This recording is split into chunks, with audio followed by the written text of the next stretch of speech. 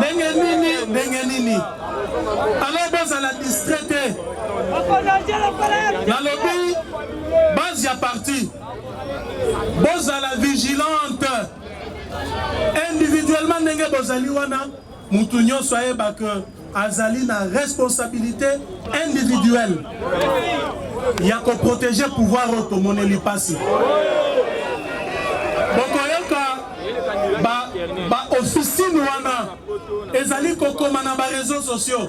Oh botikalika kana se anzete. Oh bozwaka misala te. Bolongwa na parti wana. Nayebi Sabino. Nazali koyebi Sabino boye. Nazali koyebi Sabino boye. Batu wana discours wana ezali pona ko démobiliser bino. Ezali pona ko affaiblir parti. Parce que le loyo pouvoir na biso. Soki boye bakayango te. Ezali protégé par vous. Bino ne bozali ko protéger pouvoir otozana ngolelo. Soki pambate lelo to ebité. Na yango bazali ko utiliser discours wana. Mais nazali ko ebisa bino boye. Avant 2018, tozaki na opposition. Tozaki kaka na sanzeta. Tozaki communauté. Tozaki na pouvoir. D'abord, soki moko na kati na biswawa. Soki akota na IDPS, ayebi pona nini akota na IDPS. Soki na poser une question moko na moko wa, chacun me dira pourquoi. À son temps, mutu nyoso na tanaye époque na ye année jour oyo akota IDPS ayebi le pourquoi. Mais soki na koki kokota na mitwa mutu nyoso wa parce que tozali ko partager même état d'esprit tokota na IDPS parce que nous étions déterminés à faire changer les choses. D'abord, objectif premier, on est tout d'habitude à IDPS et Zalaki que, comme avaient rêvé nos pères fondateurs, construire un pays plus beau qu'avant, faire de la République démocratique du Congo un havre de paix, un état de droit véritablement démocratique. Mais Nayango, ceux qui ont commis le pouvoir, tous allés conscients que Bino, base à parti, et Sengeli, bon profiter na fruit à pouvoir. Voilà, Toye Bakayango. Et d'ailleurs, c'est une obligation pour nous, en tant que responsables du parti, pour être veiller à l'intérêt de Bino, de telle sorte que lobby Mutuna Mutu Aseka. Combattant na combattant. Parfois, Naïbi Sabino, Nazobi Sabino, donc comment on a l'air dans les caca. L'air dans les caca. Bolobi parfois président Jean-Marc Azan Sengo. Te, Nazaka Sengo te. Aussi longtemps que Naïbi responsabilité Nazanango en tant que chef du parti, un parti de masse, na cause à la Sengo te, Soki Bozuna Misalate.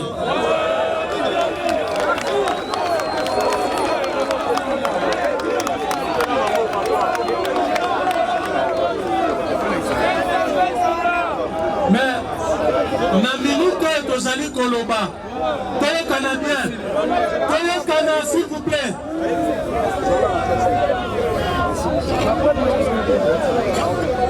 Oya Yokinzala, s'il vous plaît. Oya Yokinzala, Zonga Nandama Kendekolia. Alors, Nazan Koloba Boye, Nazan Koloba Boye, Toye Canadien. Biso, Tozali parti politique. Tozali par responsable politique. Na minute yo opportunité tozali na yango ezali ba poste politique. Ba poste politique ezali nini? Ezali ba poste na kati ya gouvernement. Ndenge tozali na majorité na parlementaire, tozali obligé ya ko discuter na baninga Kobamba, Tolongwe quand même, ceux qui posent 8 postes ministériels, et Zali ko correspondre na force Tozali na yango na katia parlement. Deux fois, net na minute, Tozali de loin supérieur, Sokotali, Kota Otozo na gouvernement, na poids Otozo na parlement, et Zali nenge mon côté. Tozoa Kota ya Mounene, tout simplement parce que poids ya chef de l'État paix et Zali Kokote.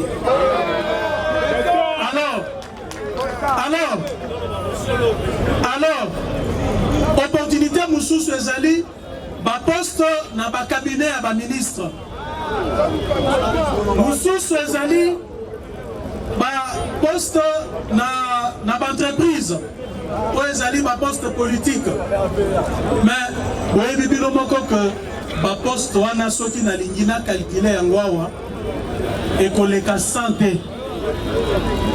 Ba poste wana ekoleka 100 ekoleka santé. Donc nazali obligé ya kosala mathématique neto ya Yesu na Kana.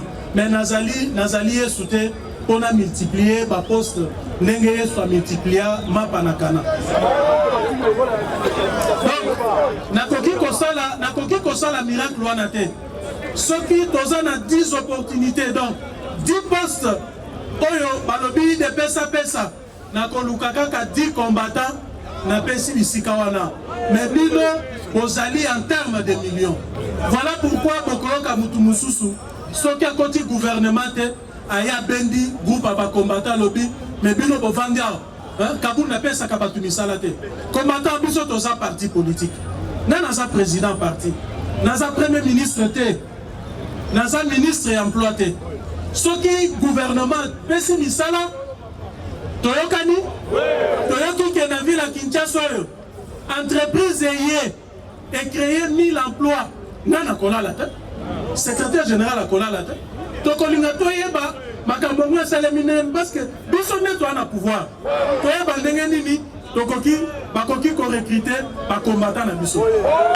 Vous pensez que biso soki toyoki information ndenge wana tokolala pongi mais ebela ba combattant na biso baebi que à tout moment l'air tozoa occasion na RVA ni balemisa tu bakenda l'air tozoa occasion na service songolo ni balemisa tu bakenda kuna.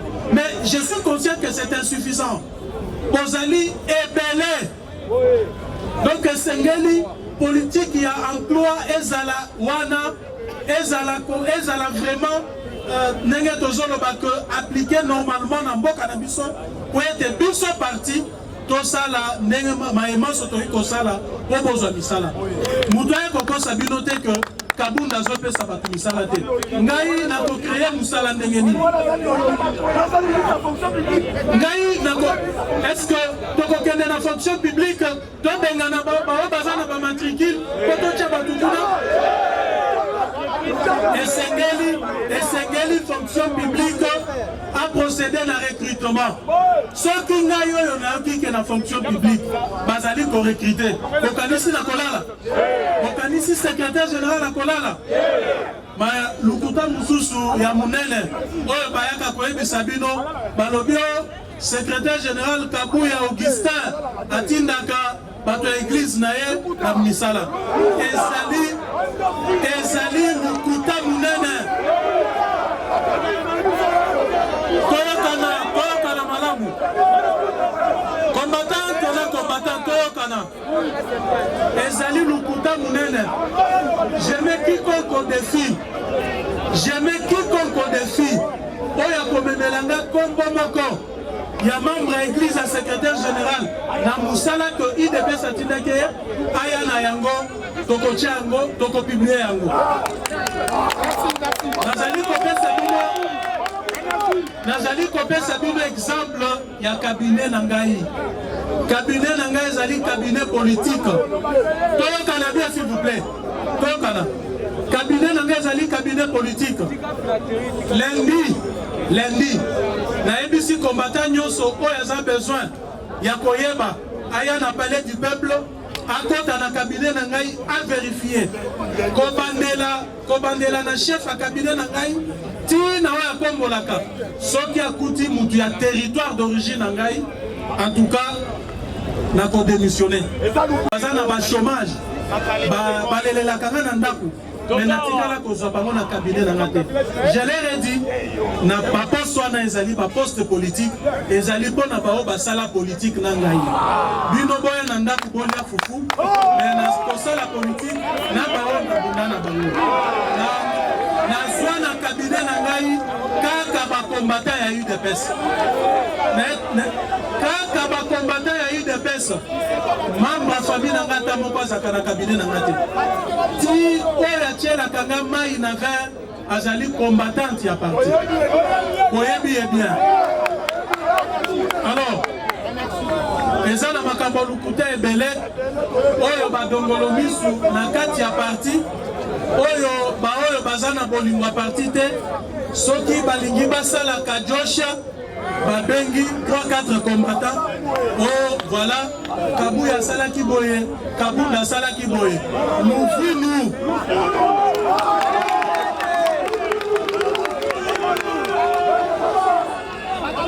UDPS viva! UDPS viva!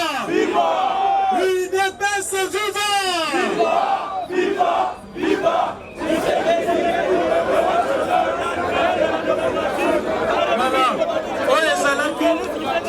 Chef de l'État, soki balotelaki makambo emploi ezali parenthèse nazaki ko-créer mpona koexplike bino diabolisation oyo baadversaire bazali kosala à propos ya makambo ya misala bazali kotrouble bino. Soyez-en rassurés, tokobunda na makasi po ete bozwa misala tozokana bien tokobunda na makasi. Alors, mais menace wana ezali kaka extérieur te tozali pe na menace intérieure kaka ndenge ebanda depuis 1982 bitumba wana parce que toyebani bien toyebani n'est-ce pas histoire à partir oyo toyebi yango très bien toyebi ndenge tobanda depuis 82 badiabo bakadiosha badivision badépart badikenda bizonga toyebi yango très bien toyebani mpe bakombo très bien omoni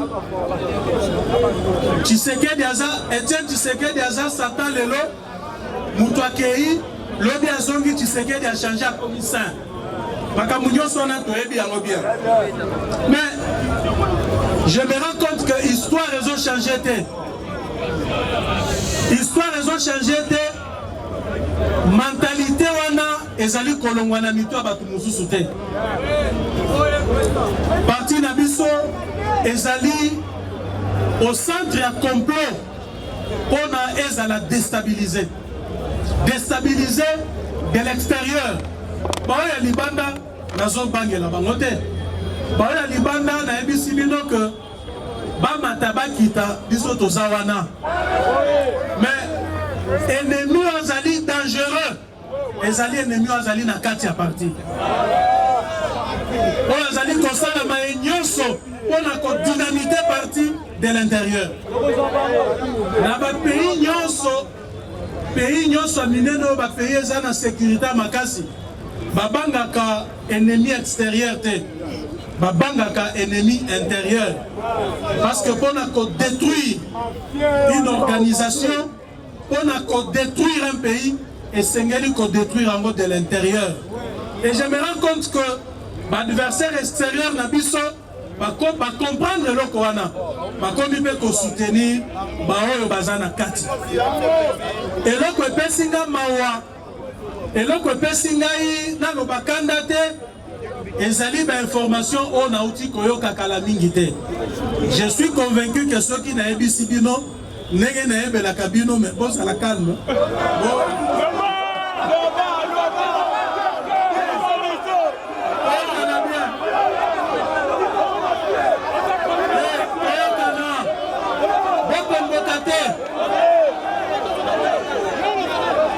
UDPS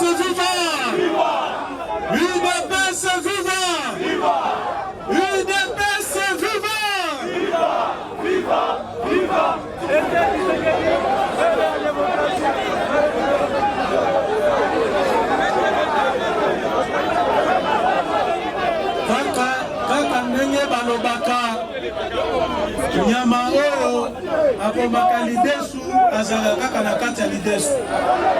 Combattant, s'il vous plaît, calmez-vous. Makambo na koyebisa bino awa na koyebisa bino yango te mpona botomboka awa. Soyez calme. Nazali koyebisa bino yango po ete bozwa conscience boyeba degré ya complot oyo parti na biso ezali kosala face te wana bobosa na ye. Il faut même oublier. Wana eloko elite complot ezali ailleurs. Bokoki kokanisa pasi obiso tomona les 11 leur biso tozali kolela makambo ezali kosalema na Genève et sali biso pasi na motema ebomaki nde koboma biso bato mosusu bazaki na biso awa te. Mutu na mutu ayebaki bisika azalaki, n'est-ce pas? Mutu na parti oyo ayebi degré engagement na ye azaki nango. Qu'est-ce qu'il a fait pour être parti comme un pouvoir? Kasi moi je ne peux pas comprendre que tous le pouvoir batulelo yo bazui ba poste na compte ya UDPS bazali ba Folani bazali ba Songolo Pakala bazui ba poste, je dis bien bazui ba poste ya minene na mboko grâce ya UDPS parce que UDPS ezali na pouvoir. Vous pouvez vous rendre compte, vous pouvez vous imaginer que Batouana lelo bavanda na kwen na bango balobi biso tozali ba mikiliste ndenge to ba mikiliste. Calmez-vous, toyokana makambo UDPS wana toyokana bien balobi makambo UDPS wana UDPS eza na mobulu mingi esengeli toyokana bien balobi UDPS wana tozomona ngo lisusu te esengeli tosala boye ndenge biso tozwi mbongo tozosala awa nalingi koloba bakombo na bango te parce que c'est pas important bokoyeba bango toyokana bien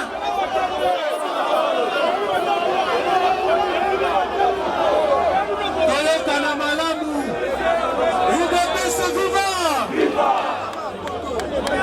S'il vous plaît, toyokana bien balobi boye biso UDPS wana toza susu kuna te biso tokosala regroupement politique ya munene tokokende na élection na 2023 tokozwa badepute ebele UDPS wana tokonyata yango. Est-ce que bokoki comprendre makambo ndenge wana? Des gens qui ont eu des postes grâce à l'UDPS likolo ya pasi ya bakombatant likolo ya makila bakombatant baversant lelo bayebisa biso to bakosala regroupement na bango bakonyata UDPS. S'il vous plaît, nazali kotia bino na défi bino base ya parti eloko wana soki esalemi en tout cas bino base ya parti boza te banda mokolo ya lelo bozala vigilant.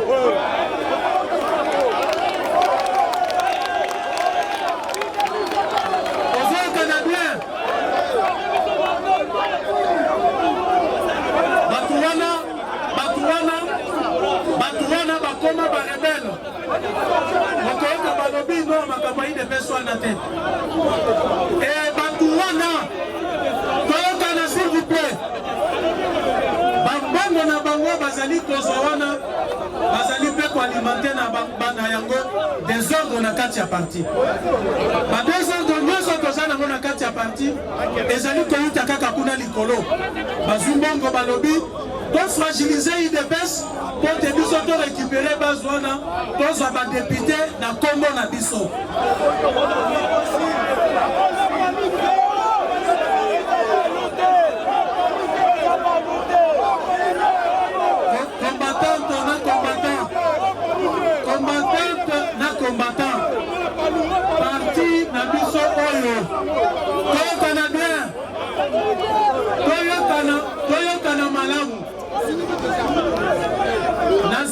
compter makasi la capacité na bino ya compréhension.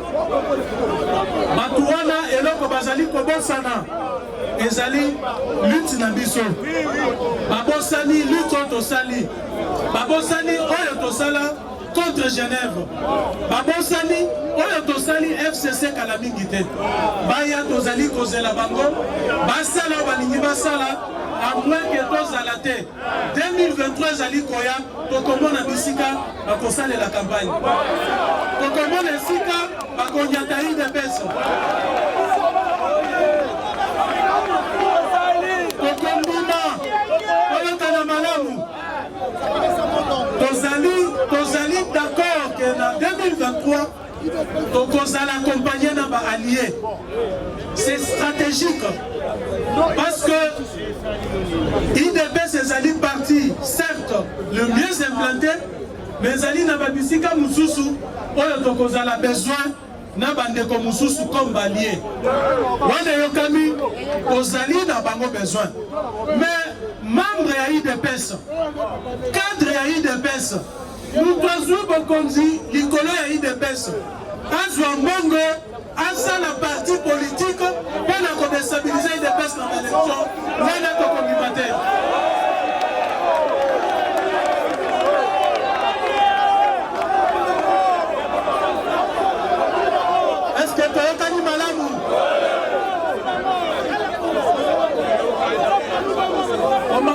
Combattant la ligue de solo d'amour l'actualité politique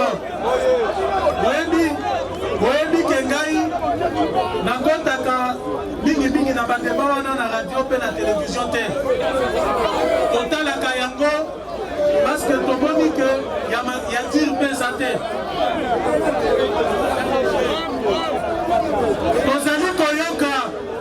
Tozali koyoka ba détracteur na biso ba détracteur ya pouvoir na biso bazali kolekisa na banzembo bazali kolekisa na ba réseaux sociaux ndenge Congo ya lelo ezali mabe koleka po ya lobi Congo ya Tshisekedi Félix ya lelo ekomi mabe ekomi dictatorial économie ekufi koleko ya lobi est-ce que ça solo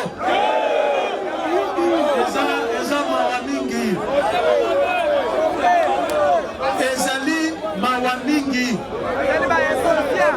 tokuti économie ya mboka oyo ezali na poche ya famille moko économie ya Congo mobimba ezaki na famille moko famille Kabila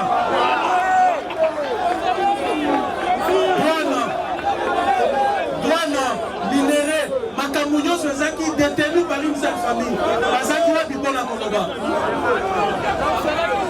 biloko ya kolia baboutique bamakambo nyonso na ville soso loso nyonso ezaki détenu par une famille mais tozaki na bakoka na mboka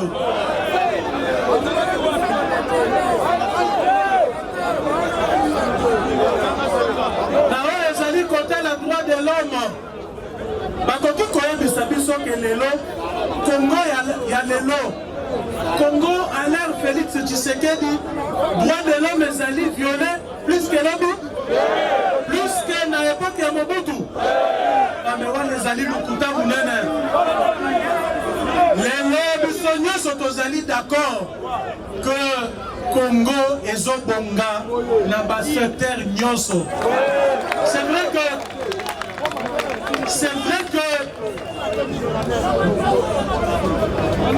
Mboke kusaki makasi tellement que Mboke tekamaki besoin de changement za makasi population alingiamo na changement wana net par un coup de baguette magique. C'est tout à fait normal que le peuple a pression à pouvoir que changement est là. Nous sommes conscients de cela. Et les chefs de l'État, ils travaillent jour et nuit. Mais Kolobete, Mboka Congo ezali mabe, koleka lobby, koleka époque à Kabila na époque à Mobutu, wana eza lukuta. Ba secteur nyonso ndenge na kokiko énuméré yango. Économie ya mboka lelo, batu bakomi ko respirer. Toyebi ba firme na mboka oyo. Firme ezalaki ko produire. ezalaki koimporte biloko ebele bakanga yango parce que famille ya président eza koteka même biloko wana depuis toza na bino ça fait maintenant 3 ans boyoka famille ya président Tshisekedi que ezoteka nini na mboko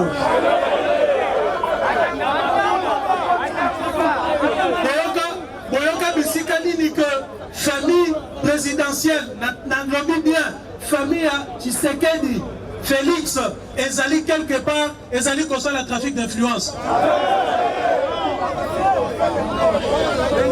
Gana ebi bien toyokana bien Christian Tshimini boye bien azaleki aza petit frère wa alandi chef de l'état mokolo moko azwaka sens interdit policier atelemisi alobi zonga makambo nazolobo batemoin bazali abalusa mutuka ne azonga mais toyebi na période ya Kabila Zore Kabila bomba village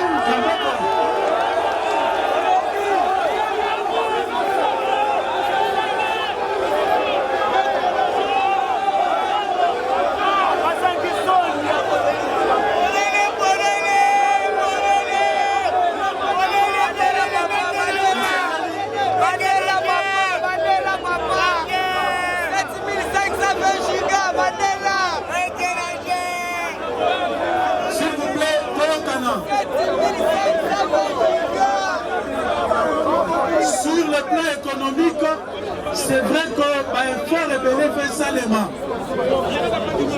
Moussala IGF Azali Kosala. D'ailleurs, pour preuve, chers combattants, donc on a une preuve. Pour la première fois dans l'histoire de ce pays, le gouvernement est proposé projet de loi rectificatif et un budget en hausse. Mokolo ya Malali Bosso, gouvernement et lobby, autorité budgétaire. Ma assignation au bino popesa kibiso, pour l'équipe yango, mongo mususu yango et sengeli bino bochi yango na loi. Et ça les mana nous te Malali Bosso ça les mana. Examiner tout le lobby de l'Assemblée nationale. Vous avez différence, c'est ça, mon boni. Près de 2 milliards de dollars. Et comme ici, le budget, le gouvernement a maximisé, mais le gouvernement n'a pas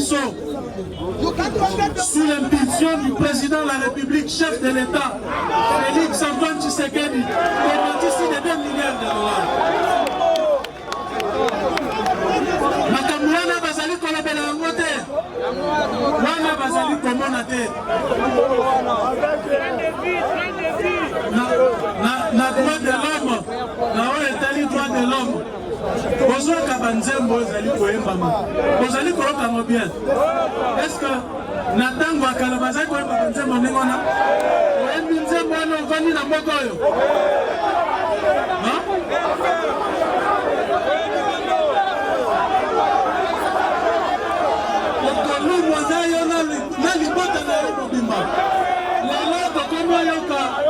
na réseaux sociaux basala kutu makelele oh nzembo tondimi yango bayemba nzembo ndenge balingi biso toza te kosala musala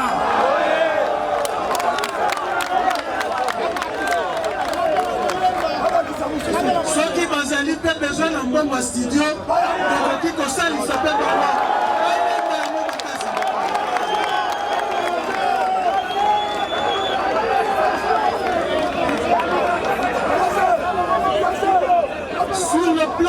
Sur le plan sécuritaire, donc à la malamu, on est allé sécurité, on est allé est ya mboka na biso.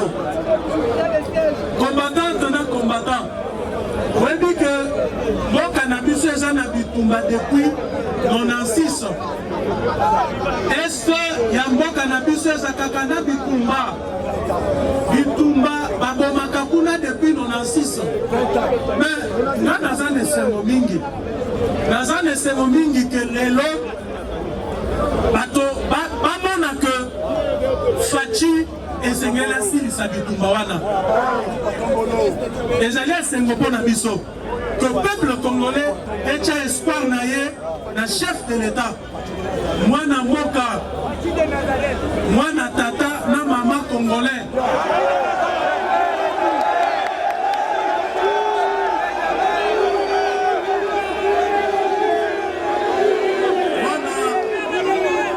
Moi na ya Sphinx de Limete, na Kasalumat. Naskozali de Sengo, population congolaise, peuple congolais, a éliga naye que Félix Tshisekedi, fort de sa détermination, a kosilisa Bitumba Est. Mais en même temps aussi, Esengeli toyeba que Rome n'a pas été construit en un jour. Bitumba wana ya Est et même Mobutu. Mobutu a été kokufa wapi na Maroc. Et ça ka Bitumba Est wana. Bitumba Est et Boma Mouze Kabila. Ezakate. Bitumba Est, Kabila Joseph Atiki yango na poko. Donc, tozala na mémoire courte te. Moto akobangisa biso bazali te.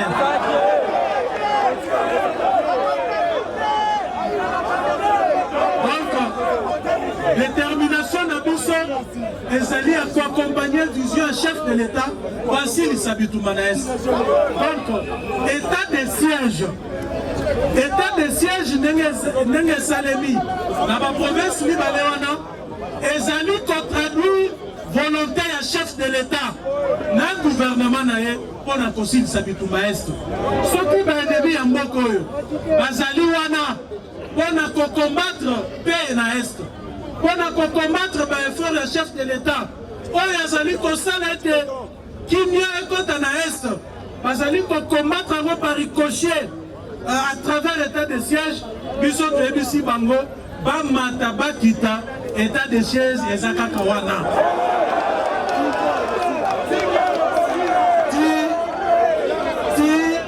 Mon collègue est aussi là. Parce que, il faut comprendre le thé. Bitumba wana ezali wana depuis 96 et même Mobutu et même Laurent Désiré Kabila tiki yango lelo yo batu nyonso wana bazwa conscience ke bakomo boma batu kaka lelo comme si Bitumba wana etiki chef de l'État insensible, comme si Bitumba wana kokufa bandeko na biso na Est et tiki biso indifférent. Non, c'est pas vrai. C'est pas vrai. Ce qui peut te l'amener malamu. Ce qui te l'amener malamu. Complexité. La complicité à Makamwa Est. Et Bélé Bazana Simawa.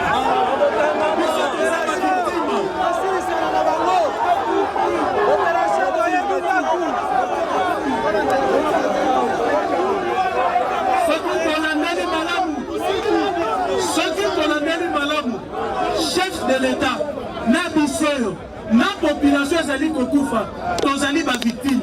Parfois ba bourreau, ezaka kabao ba osala makelele. Na yango, tozali ko profiter na mikoyo, pona koyebisa mapinga na biso. Mapinga wana, ozala makasi, toyebi pasi oyo bazali na yango. Toyebi ke bazali kosala musala na ba difficulté. Mais une épaisse partie du peuple pour le peuple, azali simanabino, tokolonga monguna na Est. Tozali pe kosenga na bakambi ya mapinga, bazala sérieux, ba accompagner vision à chef de l'État. Bazala boyete. Na la bini, bazala boyete.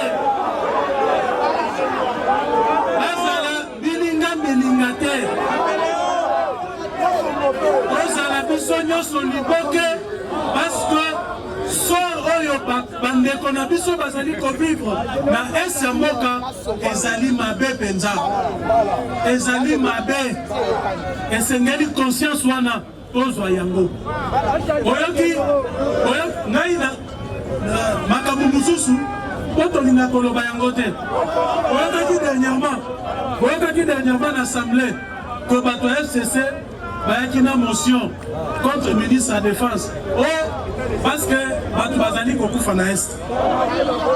Nayebisaki bango boye. Toyokana. Nayebisaki bango boye. Bino nde ba premier responsable. Pourquoi? Bokosi biso que armée na biso ezali na 160 ezali quoi nani effectif na yango ezali kokoma na ba 180 000 hommes. Pouvoir à Kabila. Et yebisa biso que les hommes en armes avoisinent 180 000. Mais na minute oyo vérification faite na boina loba chiffre wana parce que zali secret de France. S'il vous plaît, s'il vous plaît, s'il vous plaît, ceux qui t'ont chiffre par bazali koloba na o ezali réalité ezali butuna moi ezali preuve que bango bayebi maye bazali kosala parce que bokoki kosala 18 ans na pouvoir te bozali koki na bisika net est wana na situation oyo ezali kosalema kuna bolobi ke 50 000 militaires baza kuna alors que même pas 10 000 baza kuna.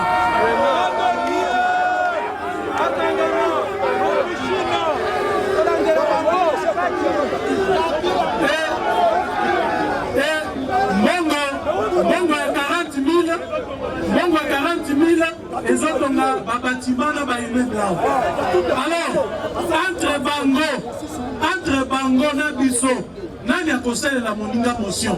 Bisso n'est pas conseillé la motion. Parce que, et là, comme à Sala, ezali autre trahison. Oui. Kotika espace net ya est ya mboka kuna libre sans basoda. Sans soldats, sans policiers. Mais on a besoin de ce biso non, na est totini 50 000. Ba soldats baza 180 000. Or ezali lukuta.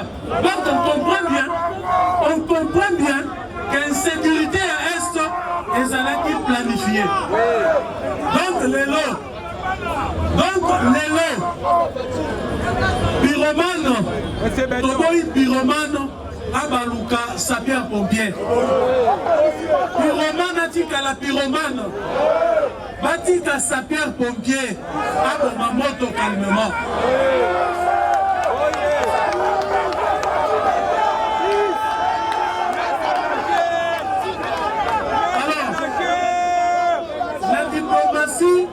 La diplomatie, la colobananga te bino moko boyebi. Obeta maboko.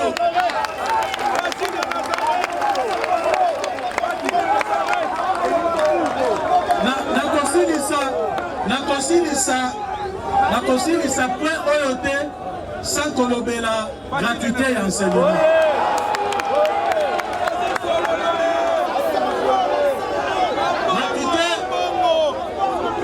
Gratuité et enseignement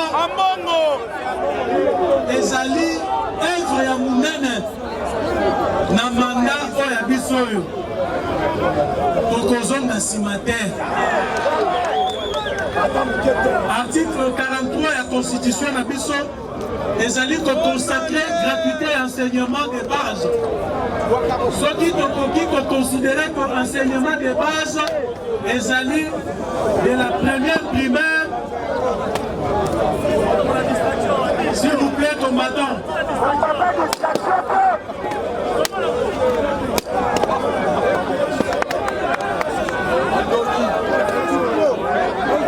S'il vous plaît, combattant. Gratuité et enseignement, l'article 43 Constitution de Bisso, ezali consacré, balobi ezali enseignement de base, ezali budget, donc on va un examen budget lobby. Mais na ba couloir, boyebi bino moko, na ebisaki bino, na lobaka yango, kesengeli pouvoir oya biso yo, ezala réellement pouvoir ya ba socio-démocrate. Biso to ba libéraux te. Félix Tshisekedi azali libérauté, tozali ba sociodémocrate. La social-démocratie ezali se caractérisée par une politique sociale claire. Politique sociale wana ezali notamment enseignement de base, l'accès aux soins de santé, makambo belé, logement, ainsi de suite. Emploi, Nabakourwa, Naï, la sololi d'un Premier ministre. Naïbissé, monsieur le Premier ministre, et Sengeli, doit réduire drastiquement le train de vie à l'institution. Et Sengeli, Bambongo Nyonso ezali kokende na présidence, na parlement, na gouvernement. Bongo wana to diviser yango par deux. Donc 50% ya bongo wana va affecter na ba secteur phare ezali ko caractériser pouvoir na biso, mandat na biso. C'est notamment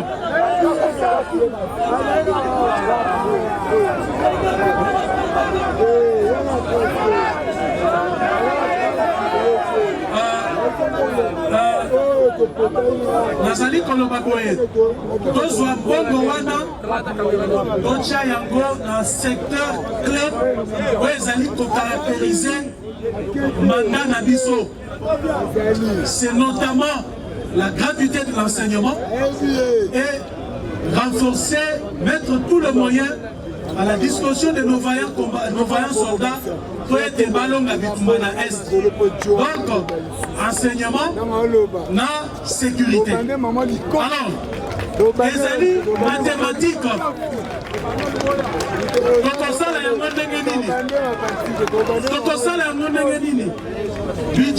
budget à l'État, budget de voter les amis, image, ezali vision oyo le gouvernement azali kotranscrire na ba chiffre. Soki lelo toyebi ke balakisi ya première primaire ti 6e bazali autant et to décider tolobi ke molakisi nyonso kozwa $500 tokozwa kaka machine tobeti machine $500 fois 100 000 enseignants ezali mongo boni otie yango na budget. Parce que nos alliés n'ont besoin aussi de s'habituer à l'Est. Et Sengeli va soldat na biso bazala motivé. Ceux qui va soldat na biso bazali motivé, va jeune et belé, va qu'on conscience à pourquoi en armée. Ceux qui sont soldats, bazali qu'on $500, va jeune et belé va pourquoi en armée. Recrutement est composé de ce problème dans 2 ans, une année, on considère que ça Est. Mais ceux qui m'accordent des alliés comme ça les matins, comment est-ce que l'effectif d'armée est allé nous mais ceux autonomiques et on considère que ça Est. Ceux qui m'ont recrutement est allé comme ça les matins, ceux qui ont commissaire effectif de ma soldat dans le 200, 300 000 hommes. Ceux qui restent à Congo dans le Totini Kuna, 80 000 hommes. Donc aussi, c'est du tout manengeni. Parce que nous analysons bien ma campagne.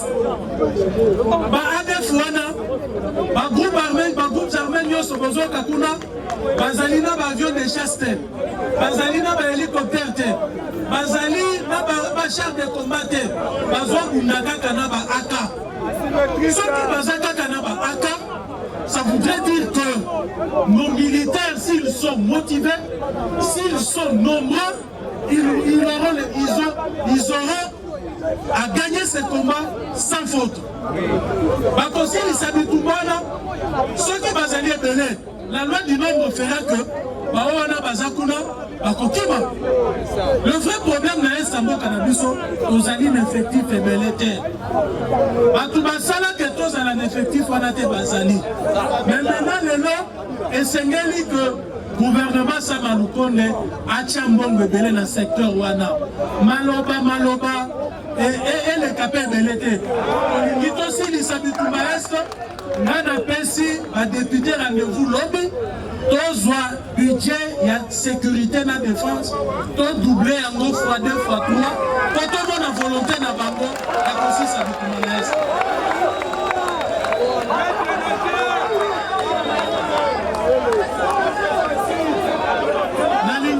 Nalingi na sukisa na makambu totikali na makambu muke nalingi na sukisa wala bela makambu rama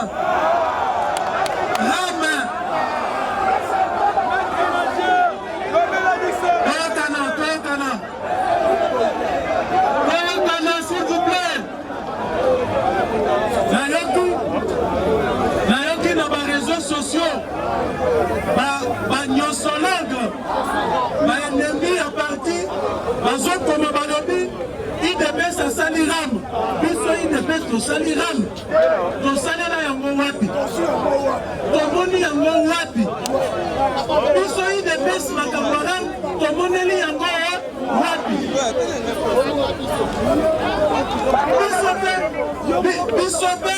biso pe bazolia biso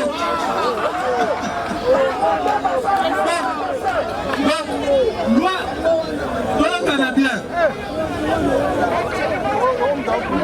service esaliram ezali service biso bato tocreye yango te ezali créé depuis 2011 service moto azali kogere service wana bato bayebi très bien azali DG ezali cadre ya IDPS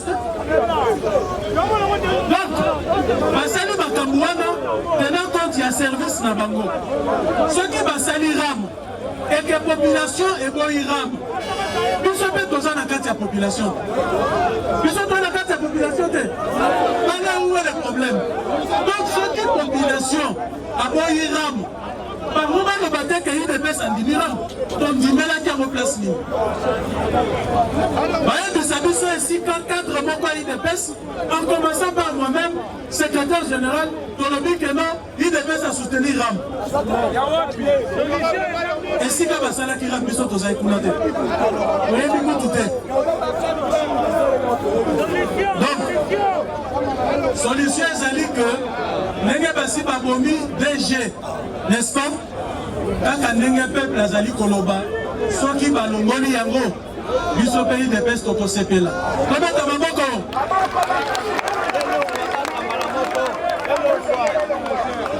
voilà nalingi s'il vous plaît nalingi nalobela makambo ya seni seni combattant na combattant l'air biso IDPS tozali koloba délai constitutionnel ezali non négociable okomona mutu ya réseau social ntango babeti maboko te babetaka kara ondire neti bayoki te l'air ngai président IDPS nalobi élection tosalema na délai constitutionnel wana basalaka neti bayoki te kasi kotia bango kaka na blocage ya processus électoral tokokoma na élection na délai constitutionnel ndenge nini soki structure ya seni ezali mise en place te soki totie baanimateur ya seni te totia baanimateur bandeko bazoboya totia bango lobi kuna nous avons compris le toyoki na baofisine na bango bazali kolobe te soki tomemi depeso na baélection na 2023 bakoganye esengeli tomema bango na dialogue wana emema biso na transition pote toakosala élection nsima biso tolobi bon donc olingi bomema biso na blocage po bolobe te biso nde tolingi koorganize élection te na yango biso tokotia baanimateur ya seni conformément na loi oyo kovote bakosa bino te ke makambo esalemi na assemblée nationale passage en force esalemaki luvulu loi wana tovote yango ensemble Moïse Katumbi Katumbi ezalaki, FCC ya Joseph Kabila ezalaki wana voté loi wana. Si quoi le passage en force, c'est ça les mêmes Gongani. Parce que loi de voter en opposition. Proposition de loi wana et outils ensemble. Les hommes nous ensemble n'a pas sa proposition. On voter encore. Voyez si tout le monde animateur, nous devons nous freiner. On a compris que le plan Nabango est allé à glissement.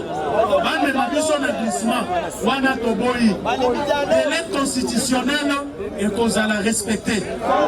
Toute tentative de nous bloquer sera vouée à l'échec.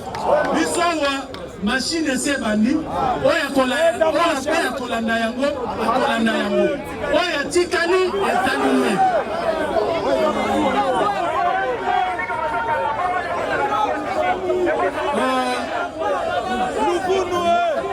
nayoki kolobela makambo aseni oyo esengeli napesa précision moko nayoki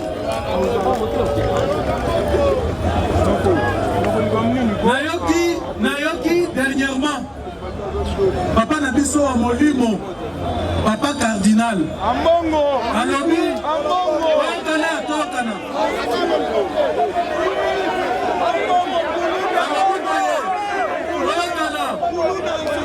alobi boye pour azali na insécurité na IDPS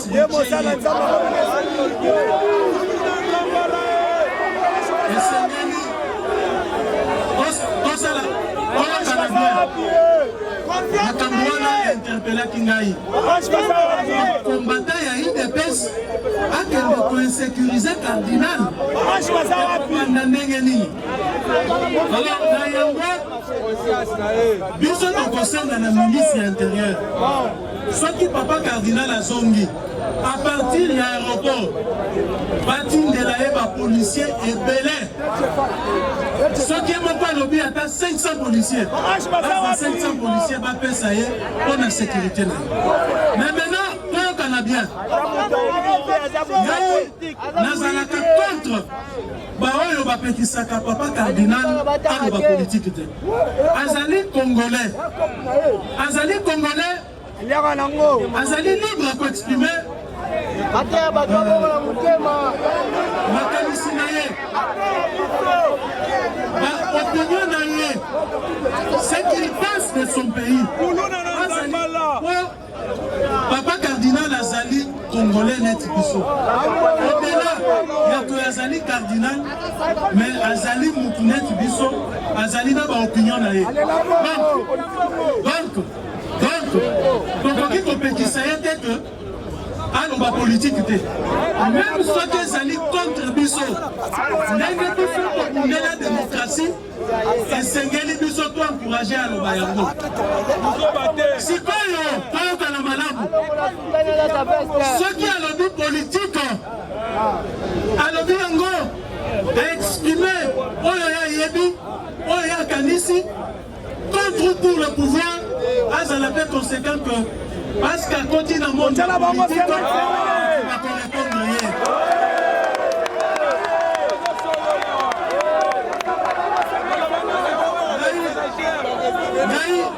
on a besoin de comprendre le thème, qu'on va combattre à IDPS, on va continuer à Moutou, on va mettre à Dikofi, à Betty, on va croiser dans le lobby.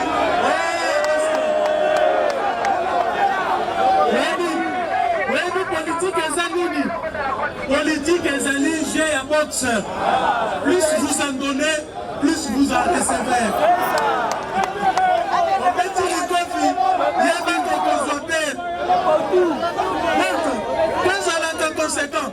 Mais, ne pas si la montée va sortir d'ailleurs qui combattant à IDPS à Kendaki qui renversé par Calice, à Koutaki papa cardinal à Zako Sala Missa, il y a côté na paroisse à l'objet papa cardinal, Tika Makabouana, Wana, en tout cas, la Kosilika. Et d'ailleurs, il dit que combattant à IDPS à Kosala Kanemana. Mais si tel n'est pas le cas, débat politique, Tokosala Yango. On dit, ah, il faut que nous on le dit que tosali eloko te biso tokolakisa yo maye tosali yo alobi lokuta biso tokolakisa yo voilà ozali na monde politique ezali combat ezali duel ezali combat âpre ezali okoti kuna mpe na esili oyo ozongi okomonela te ezali politique alors na butu ekoti makambo akoloba ezaki ebele nasengi bino napesi bino merci ebele merci